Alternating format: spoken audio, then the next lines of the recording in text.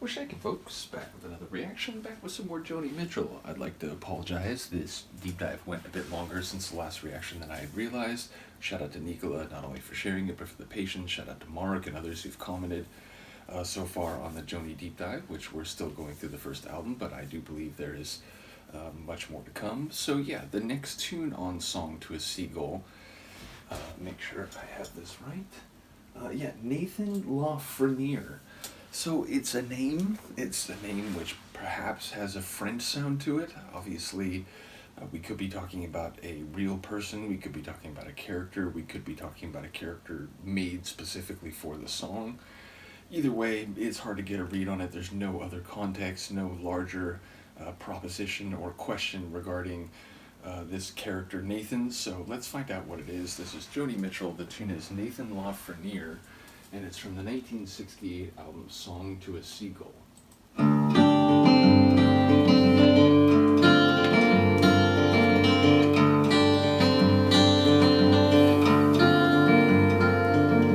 hired a coach to take me from confusion to the plain, and though we shared a common space, I know I'll never meet again. The driver with his eyebrows furrowed in the rearview mirror, I read his name and it was plainly written, Nathan Franeer.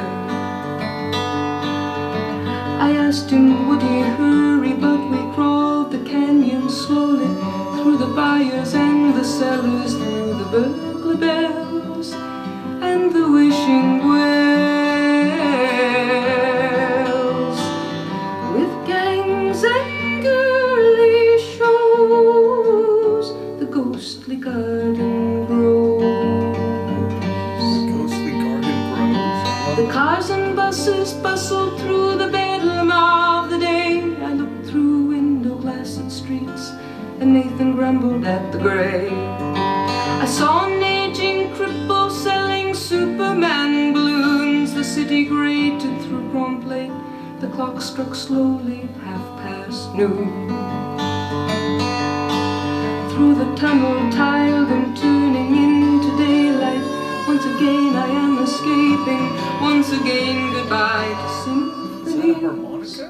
And dirty trees, with parks and plastic clothes, the ghostly garden grows. He asked me for $1 more, he cursed me to my face.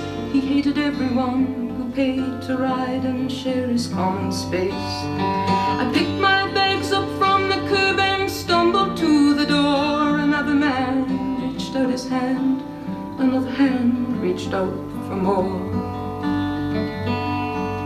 And I filled it full of silver, and I left the fingers counting, and the sky goes on forever without me to mate and peace praise.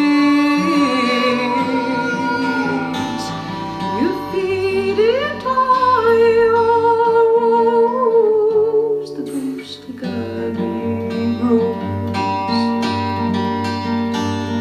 You feed it all your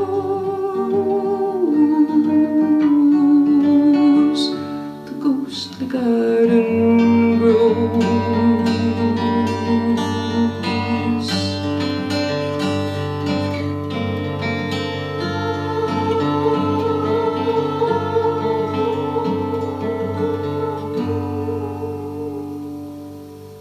Ghostly sound to end the tune. Amazing, incredible.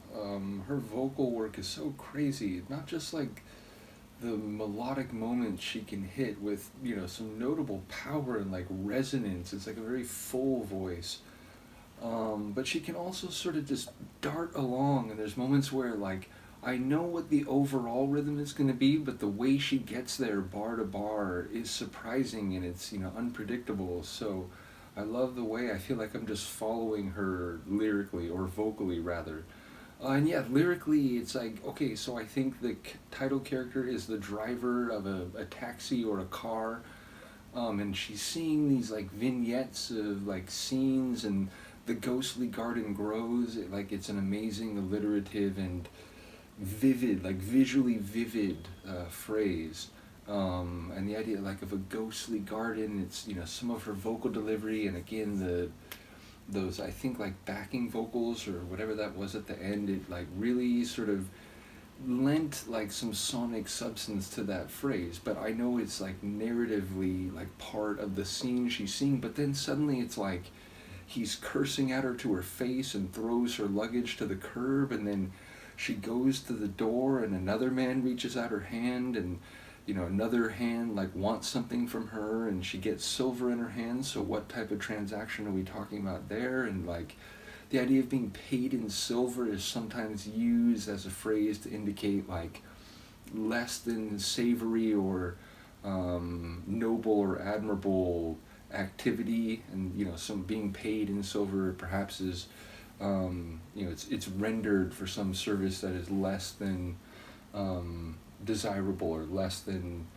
respectable. So it felt like maybe that's what that was saying. But then again, it could be like everywhere she's turning in life, there's someone who's trying to get something out of her, or someone who's, you know, asking her to do something. So I feel like it could, you know, go a couple different ways there. I wasn't sure, but either way, it's a crazy narrative, and I'm not fully sure that the title character is in fact the cabbie or the car driver, but that's what it sounded like. And I don't know like what set him off or what she did to like precipitate that reaction. So yeah, like I was following some of the lines. I'm still not sure exactly what the narrative was about, but again, some of the phrases about the things that she was seeing, or the, you know, the time of day and so on, it was very vivid, it was very intense. And I was thinking also that, like, you know, some of these phrases, I could read them in poetry, and not only did people describe her very much as a poet. I remember Mark making a comment to that effect.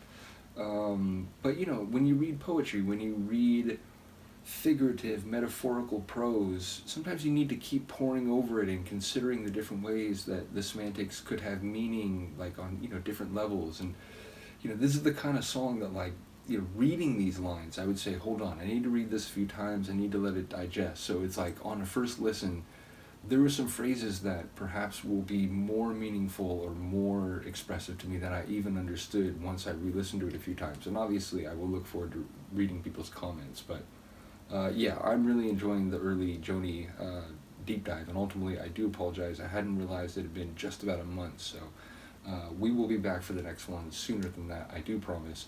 Once again, shout out to Nicola for sharing this, shout out to Mark and all the other people who've commented so far. Do let me know what you think. I will see you next time. Peace.